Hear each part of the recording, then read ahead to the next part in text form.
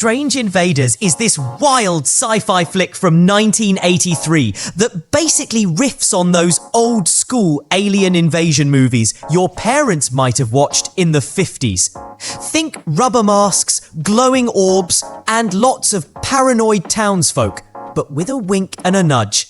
There's definitely some satire and nostalgia mixed in.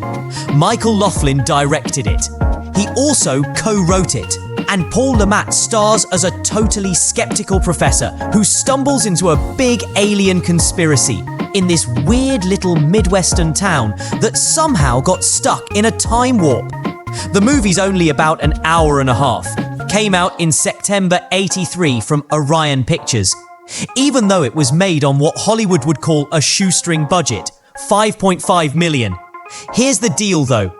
It basically flopped at the box office, made just $1.4 million, and that kind of killed Laughlin's dreams of making more strange movies. But you know how it goes with cult classics. Over the years, enough people got into the quirky effects and all the fun shout-outs to old films like Invasion of the Body Snatchers that it kinda found its tribe. So what's it about? The movie bounces between the 50s and the 1980s. Back in '58, Centerville, Illinois, a picture-perfect small town, is suddenly invaded by aliens who zap people into these blue glowing orbs and replace them with look-alike skins. Fast forward to 1983. This Columbia University professor, Charles Bigelow, Paul Le Mat, gets a weird message from his ex about a funeral in Centerville. He shows up, and the place is just wrong. Super old-fashioned. The residents are acting like robots, and no one seems to admit they even know the Newmans. Charlie teams up with Betty, Nancy Allen, this gutsy tabloid reporter who once managed to snag a blurry photo of an alien. Together, they discover a government cover-up run by this icy lady called Mrs. Benjamin, Louise Fletcher, doing her best bureaucratic villain.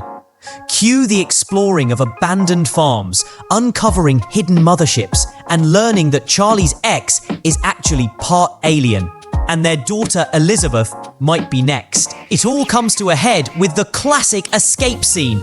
Aliens start revealing their true forms. People who'd been turned into orbs come back to life, and the family runs off to who knows what future. Bonus, the dog makes it too. The cast is totally a mix. Some are classic B-movie staples, like Kenneth Tobey or June Lockhart, while others went on to bigger things.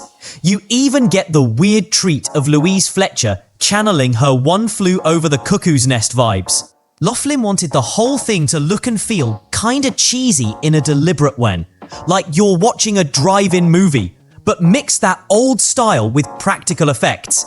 He wanted to tap into that post-World War II suspicion that aliens could be lurking anywhere, but make it a little tongue-in-cheek. So how did people react? Critics were kind of split. Some dug the way it played with old movie tropes. Others thought it was too uneven and a bit of a mess. It didn't do well in theatres. But today, people fire it up on Tubi or Plex, it streams for free, and you'll see a bunch of comments online about how creepy it is, or that it's a perfect slice of retro B-movie fun. Bottom line, no, it's not high art, but if you're into aliens, weird small towns, or just love a movie that doesn't take itself too seriously, you should check out the trailer. It's like stepping back into a different, stranger era of sci-fi. Want more 80s movie nostalgia? Subscribe to Movies of the 80s.